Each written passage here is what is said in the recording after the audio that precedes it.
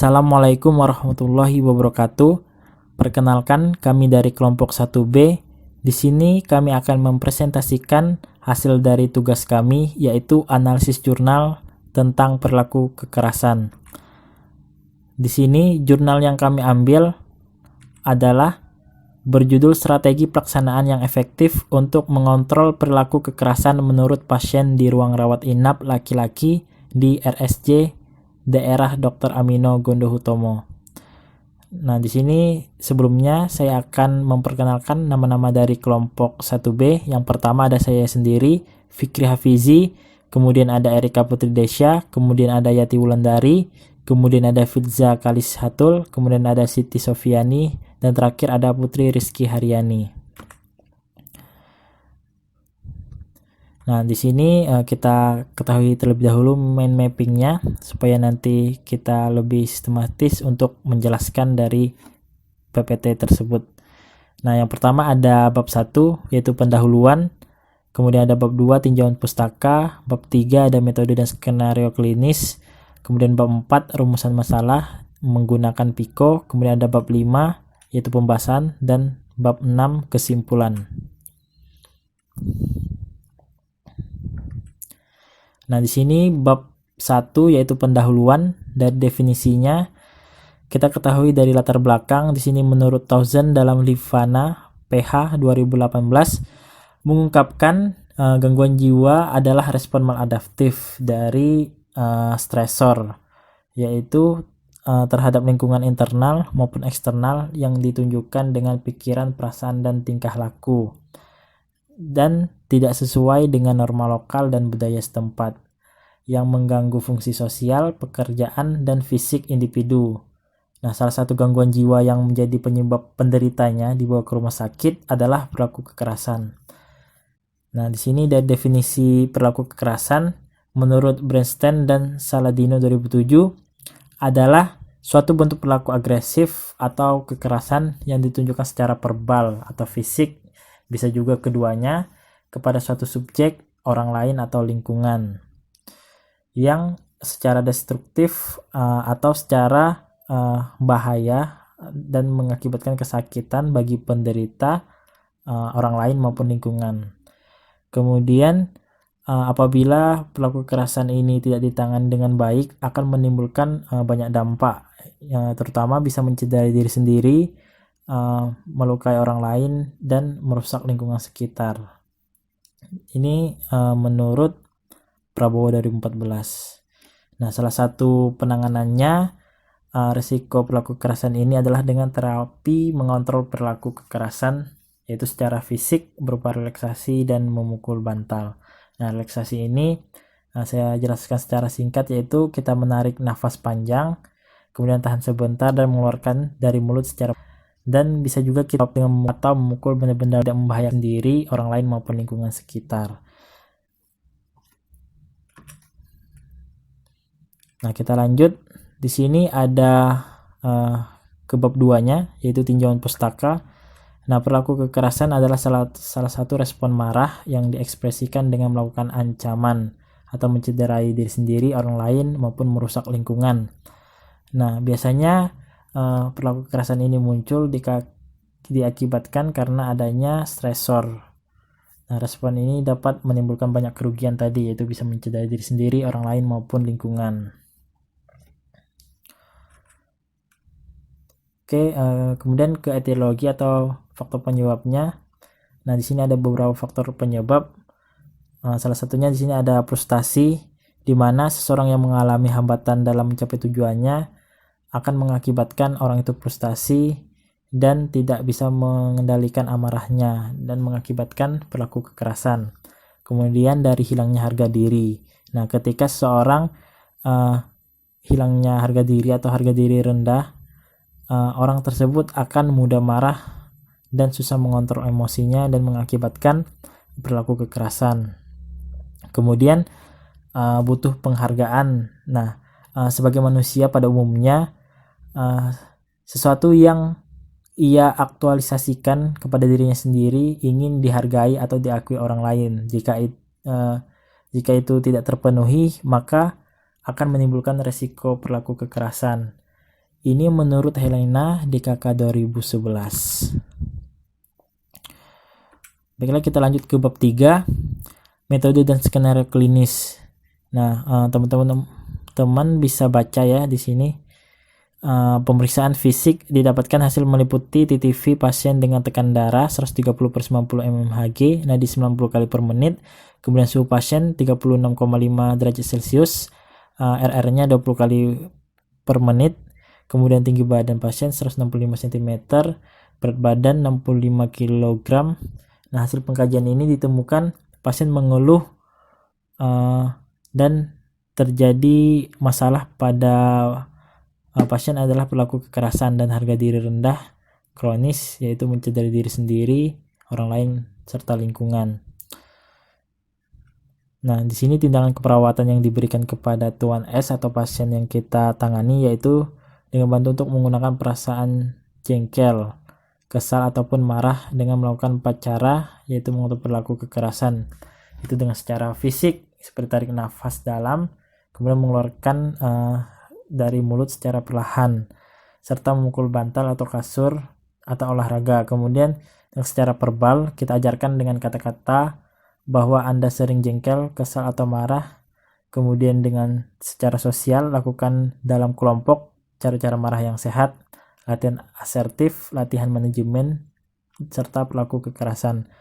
Kemudian secara spiritual, nah kita ajarkan untuk kalian mendekatkan diri kepada Tuhan. Jika muslim kita ajarkan sholat, kemudian berdoa supaya diberi kesabaran, serta juga bisa berzikir untuk meredakan emosi. Nah, ketika pasien sudah melakukan hal tersebut, kita beri reinforcement positif atas keberhasilan kalian untuk menstimulasi perilaku kalian supaya nanti kalian bisa mengulanginya di rumah secara bertahap untuk mengendalikan emosinya. Nah, di sini kita ke bab 4 yaitu rumusan masalah. Di sini menggunakan Biko. Yang pertama dari P yaitu patient, population, dan problem. Nah, dari populasinya di sini dalam penelitian ini adalah pasien dengan masalah risiko perilaku kekerasan di ruang rawat inap laki-laki RSC daerah Dr. Aminogondo Hutomo Semarang. Nah, kemudian sampelnya di sini adalah sebanyak 6 penderita skizofrenia dengan risiko perilaku kekerasan di ruang rawat inap laki-laki RSC daerah Dr. Aminogondo Hutomo. Nah, alat penelitian ini adalah menggunakan lembar observasi, kertas, dan recorder. Kemudian kita lanjut ke intervensinya atau perencanaan. Tindakan yang dilakukan perawat dalam mengurangi risiko perilaku kekerasan salah satunya adalah dengan menggunakan strategi pelaksanaan atau SP dengan 4 cara tadi, yaitu secara fisik dengan mengajarkan teknik nafas dalam dan memukul bantal atau kasur, kemudian obat-obatan, berkolaborasi dengan tenaga medis yang ahli farmakologi dan pemberian benar obat. Kemudian secara verbal yaitu dengan cara menolak dengan baik dan meminta dengan baik dan mengungkapkan dengan baik. Jadi kita ajarkan cara-cara yang baik kepada pasien dengan verbal. Kemudian yang terakhir secara spiritual tadi kita ajarkan pasien supaya mendekatkan diri kepada Tuhan dan berdoa diberikan kesabaran. Kemudian ke bagian C-nya yaitu comparison atau pembanding. Nah, di sini tidak ada pembanding jurnal, terapi relaksasi maupun terapi yang lain. Kemudian dari O-nya sendiri atau outcome, kriteria hasil dari keempat strategi pelaksanaan SP. Nah, perilaku kekerasan yang paling efektif menurut pasien perilaku kekerasan dirawat inap laki-laki RSC daerah Dr. Aminogondo Hutomo adalah dengan cara spiritual tadi, yaitu mendekatkan diri kepada Tuhan dan melakukan teknik nafas dalam. Baiklah, selanjutnya di sini metode dan strategi penelusuran bukti. Nah, saya rasa teman-teman sudah mengetahui langkah-langkah untuk penelusuran mencari jurnal yang baik.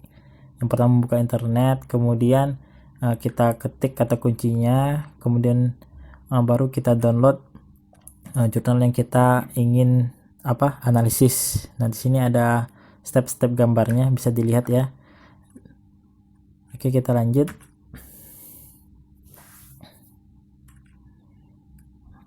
Kemudian telah kritis. Nah, penulis menggunakan metode penelitian survei deskriptif kuantitatif dan alat ukurnya yaitu menggunakan kuesioner DAS atau Depression Anxiety Stress Scale yang terdiri dari 14 pertanyaan terkait ansietas. Nah, telah kritis strategi pelaksanaan yang efektif dari Sujarwo dan Livana PH sebagai berikut adalah.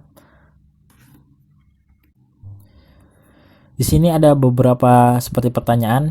Yang pertama, apakah penetapan subjek penelitian ke kelompok terapi atau kelompok kontrol betul-betul secara acak atau random? Di sini ya atau tidak. Ada 3 kolom. Ada jawaban ya, tidak diketahui. Di sini jawabannya tidak.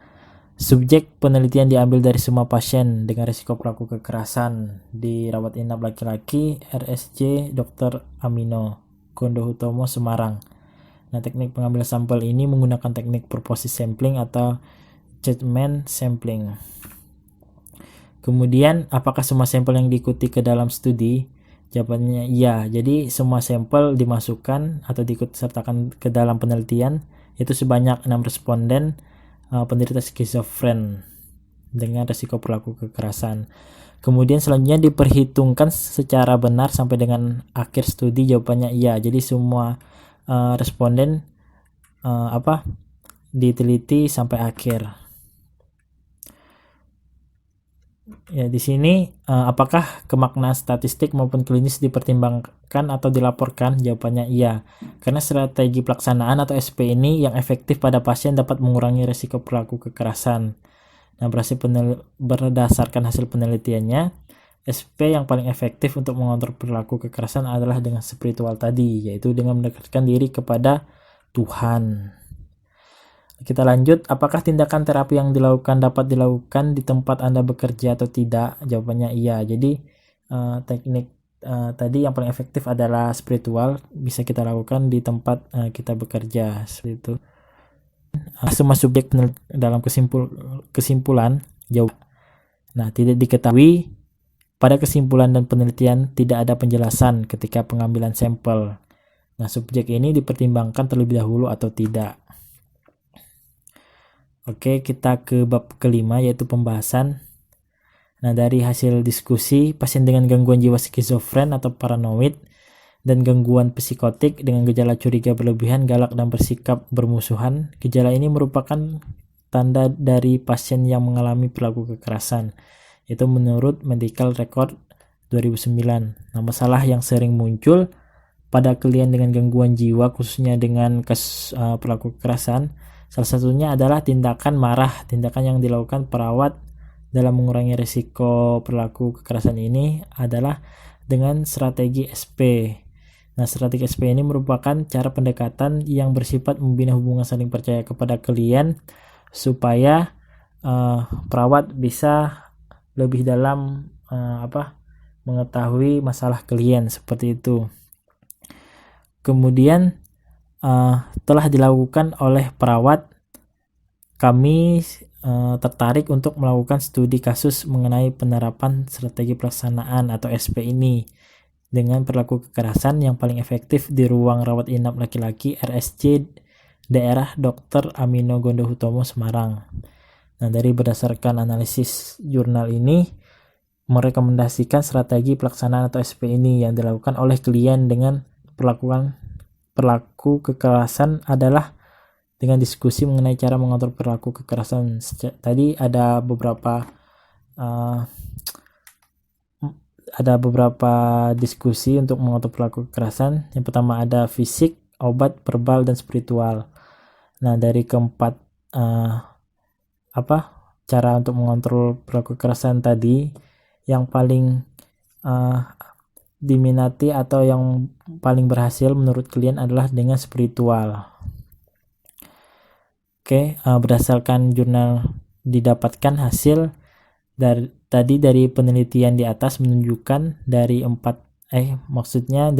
responden menyatakan yang paling efektif mengontrol marah adalah dengan berdoa dan ikhlas menerima kenyataan yang sudah terjadi atau dengan cara spiritual.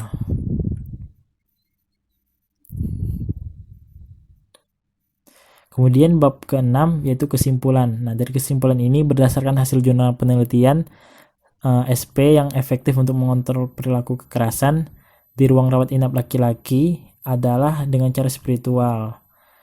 Nah, cara ini bisa dijadikan referensi dan diimplementasikan sebagai bentuk terapi mengontrol perilaku kekerasan, karena dalam penelitian ini, peneliti dalam jurnal mencantumkan penata laksanaan serta cara mengontrol perilaku kekerasan tadi dengan menggunakan SP.